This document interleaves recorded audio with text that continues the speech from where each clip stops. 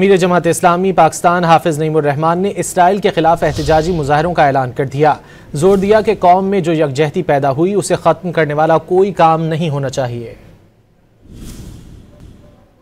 ہم فلسطین کے معاملے میں انیشیٹو اپنا بڑھائیں گے تو کشمیر کا مسئلہ بھی دنیا میں زیادہ ہائی لائٹ ہوگا۔ کشمیر اور فلسطین کا مسئلہ جدا جدا تو نہیں ہے۔ یہ بات اب دنیا کو پتہ چل گئی ہے کہ بھارت کا جو متھ تھا، اس نے جو تاثر بنایا ہوا تھا، وہ سب گر گیا ہے۔ اس کا گھمنڈ، اس کا ناز، اس کا غرور، تکبر سب خاک میں مل گیا ہے۔ اور پاکستان الحمدللہ ایک ذمہ دار ریاست کے طور پر بھی اور اپنی پروفیشنل اسکل کی بنیاد پر بھی سامنے آیا اور اس نے شکست سے دوچار کیا ہے۔ ہم دشمن کو کیوں موقع فراہم کریں؟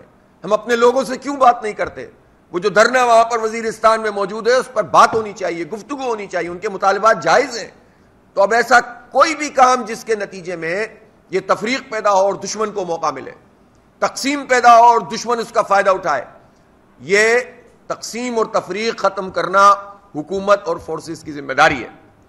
تو میں اب حکومت سے ہی مطالبہ کرتا ہوں کہ خاص طور پر وزیرستان کے اس مسئلے کو فوراً ایڈریس کریں۔